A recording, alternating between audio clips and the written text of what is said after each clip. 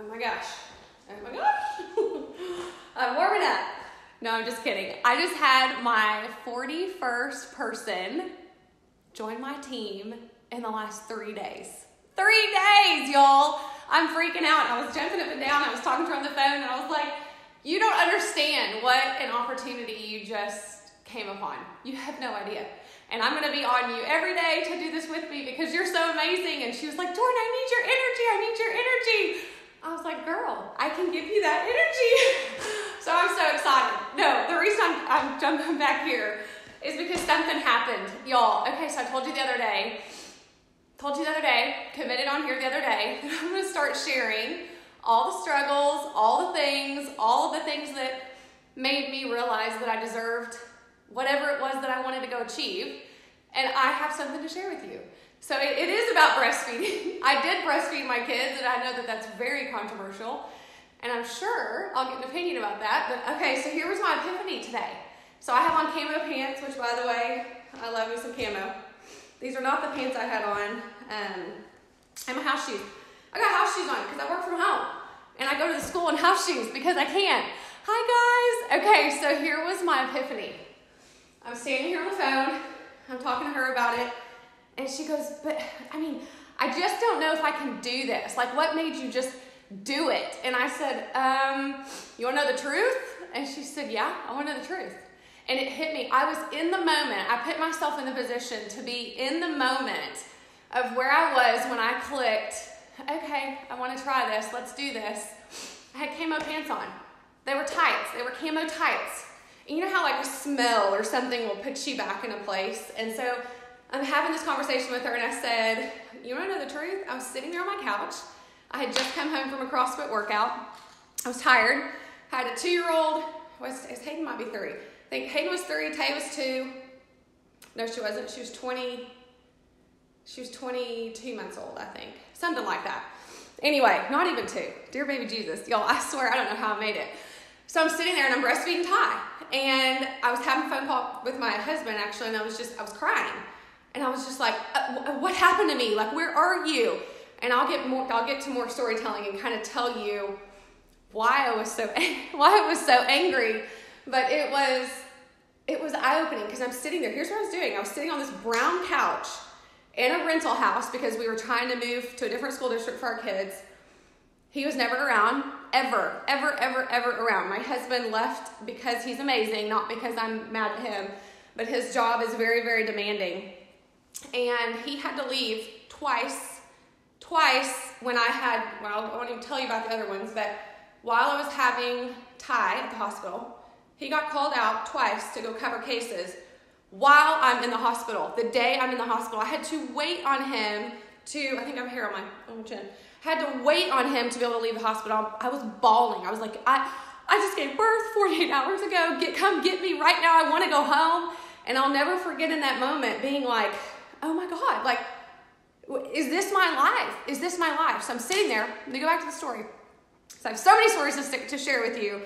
So I'm sitting there on the couch, and I'm breastfeeding Ty. I have a baby crying. Taylor was holding a bottle, and she was mad that I was feeding Ty because then she was like going back into reverting to wanting to be a baby. Still in diapers, 2 in diapers. And I was telling him, like, I've got to have something for me. Like, I've got to have something for me. And I'm angry because if I go back to work, I'm going to be giving, what I was making at the time. I was pretty much just going to be paying for daycare. It was a wash. It was like, it's about $3,000 for daycare, and that's what I'm making, working for the school, right? And so I thought, it's just not even fair, because then I have to get him ready. I have to get him ready every morning. I have to pick him up. I have to do bedtime because he was on call. He is on call. And at the time, I was so foggy. It was like, is this really my life? And so I got to thinking about it, and I'm such a planner. I was like, okay, so I could go back to school and then this. And by the time they're this age, then I could be working outside the house. And let me tell you something. I saw a video. Y'all, I saw a video of this person. And she was doing what I thought, okay. And I watched the video, and I thought, oh my God, I could totally do that. I could never leave my kids at home. I'd leave them with somebody else. I had a really hard time with that, which I'll tell you more about later. But this is for anybody that's ever felt this, that anybody that's ever felt like, for all you moms that feel like you cannot have your cake and eat it too, that you feel like you cannot have a career and make money, and be the mom you should be. So that was my dilemma. I mean, I was so upset about my life at that moment. I cannot even tell you, because my parents were out of state. We had just recently moved to Tulsa, had no family, had no help. Tim was on call. It was me. It was like, if my kids are sick, it's me. If my kids needed food, it's me. If we need groceries, it's me. If I needed the trash taken out, it was me, because poor Tim was always gone, always on call, especially when he only had one partner, work partner.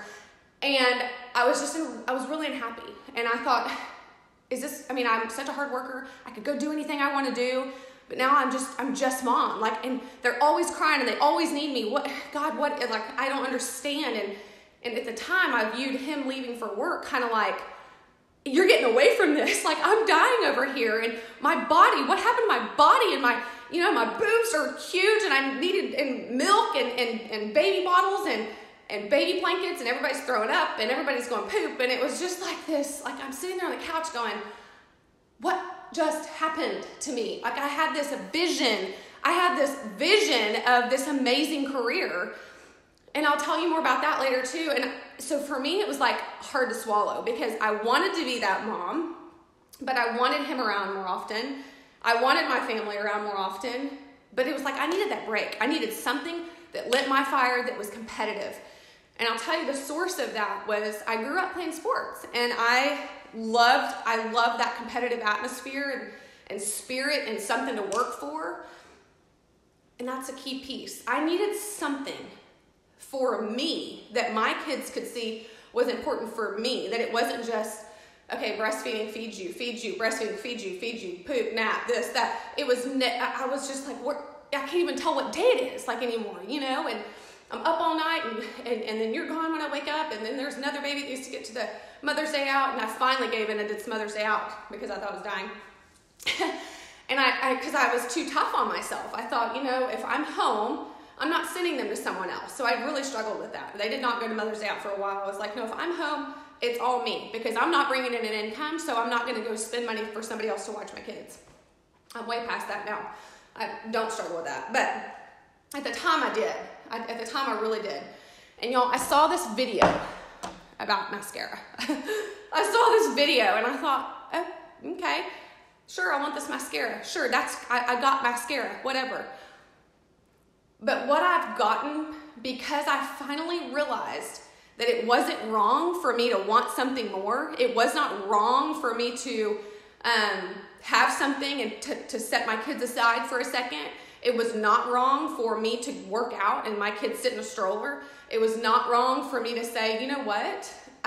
After I feed you, you're going to sit there and mommy's going to do this, because I feel like I really felt like for like 6 months after having Ty, that I was like quickly losing myself. So if you know anybody that struggles with that, tell them to watch this. They're not alone, because so many women feel like they're completely alone. I have a friend right now, she recently had a baby, 2 months, I think he's 2 months old today, actually, the 3rd or 4th. Anyway, she was like, Jay, I don't know what to do with myself anymore. Like, she's had 3. She's had number 3. Number 3 changes a lot of things, okay? And for friends that have 4, 5, 6, you're amazing. I think I should have had 4 or 5. I'm having like baby fever big time. That's a whole other story. But I look back on that, and it was that moment when I was so happy to have my 3 babies on me, breastfeeding, feeding with a bottle, loving. But at the same time, I was so angry because I just felt so alone, and I felt like I was trapped, and I felt like I can't go have a career, and because it doesn't make sense financially, and I didn't have anybody to watch a kid, to get a kid, to grab a kid. This one's not old enough for daycare. How could I even do it? How could that be possible? And then I saw a video that said, okay, you can work from home. You can do this too. And y'all, I was pregnant when I had this going on. I was working on my PhD. I'm very, very driven. And I know there are so many of you that are driven, that you have this direction you want your life to go. And sometimes it doesn't work out. And so it's an adjustment. It's not that it didn't. It's like, okay, we're veered this way. We're going this way. And so I hope that I can share that with somebody, that if you're in it and you're blind, and you're like, I don't know how to get out of this, I don't have anything for me, you're not alone. Like, there are so many of us that have felt that way, and you need somebody to be there for you. So please, I had amazing friends that kind of helped me through that whole guilt trip, that whole, I cannot have something for me. I cannot do something for me and be a great mom. You can. You absolutely can. It's all about choices. It's all about priorities. It's what are your top 3. So I'm going to leave you with that. What I remember sitting down, it was that night when I was sitting there in my camo pants, still with baby stuff all over me. And I wrote down, what is it that I need, Tim? And I went to Tim and I said, here's what I need. Here's what I need for me. And it's not anything he could do. It's not anything my kids could do. It was everything I needed for me because I wanted to be happy. I wanted to feel fulfilled outside of my kids and my husband. And it changed everything for me. Everything for me. And now I'm sitting here. This is the first year all 3 of my kids have been in the same, kind of the same routine, time schedule for drop-offs, pickups. And I've been reflecting on that. I've had people say, oh my gosh, now you finally have time for you and your career and what you want to do. And it's amazing. I look at it and I'm like, okay, this is my time to really thrive. And I'm so glad that during that process, I didn't wait for them to all be in school and say, okay, now me. Now what for me? What am I going to do? Because I never took care of me. I can honestly tell you, I saw myself not happy. I saw myself in a cycle of it's just about the kids when you don't have to feel that way. Absolutely don't have to feel that way.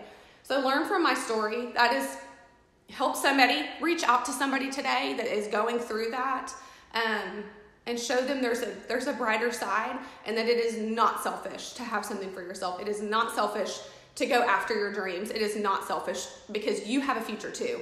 Just like your babies have a future, you need one too. And it doesn't need to just be tied to them. It can be anything. It can be anything. But having something for yourself will change yourself. It will change your kids' lives. It changes how you feel inside so you can bless other people. That's a big piece of it. And so I just had that moment when I was sitting there. I was like, I'm on the phone with you in camo pants right now, and I just have to tell you my story. My story was I was breastfeeding a child, and I was miserable. And I'm sitting here going, what just happened to my body? I'm looking down at this loose belly, and I was just like, what's going on? I had things going right, I thought, and then all of a sudden I have all these 3 babies under 3 and nothing for me, or it didn't seem like I could. And you absolutely can. Oh my gosh. Hi, Ashley. Hi, Angie. You don't have to feel trapped. That's the thing. You don't have to feel that way. And I did. I did. But I look back on it and it was for a reason. It was a choice. And I had to make a decision to prioritize what mattered the most to me. Obviously, my family and children do. But you know what? To be a great mom, to be a great friend, I needed to take care of me. I needed to go to the gym. Y'all, my friends will tell you, I had my babies in a stroller. I was like, yep, you're fine. You can cry through this because mommy needs her workout. Mommy needs 30 minutes. I've got to have it so I can give to you the other 23 hours of the day. Because when you have 3 babies under 3, it's a 24-hour day job. One might fall asleep, one's going to wake up, next one's throwing up. It's like this rotation, and you do that for weeks on end, and you're like, oh my God, where is there a light to this tunnel? What's going on? I don't know how to get through this. When you pull out a pen and paper and you prioritize and you write that list out and then you put it into action and you let the people around you know, hey, I remember telling my closest friends that I spent time with, and we had babies at the same time. I remember telling Tim, I told my sister, I said, this is what I need, and you've got to hold me accountable because I will slip back into putting everybody else first. One of the things I did, and I'll leave it with this, was I decided, you know what? I'm going to work out at this time every day. So whatever I've got to do before that to get there, I'm going to do it. And then I'm going to feel better the rest of the day. And then I'm going to do this for myself once a month. And I'm going to do this for myself. So you're the most important. You are. And if you realize that, you can be so much more to everybody else. And I promise you, I thought different. I used to view that very different. I used to view if I made time for me, I was cutting someone else short. When in all actuality, if I didn't take care of me, I was kind of resentful. I was kind of like, when am I going to get to take care of me? When am I going to get to go do this or have that? But if you take care of you and make a plan, you can serve everybody else so much better. So much better. So I hope that helps you.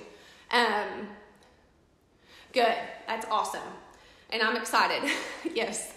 Hi, Rachel. Okay, that's all I have. That's one of my stories. I'm sharing my struggles because I'm just like you and I'm extremely hard on myself. And when I realize that I'm the most important person in my life, then all the other things were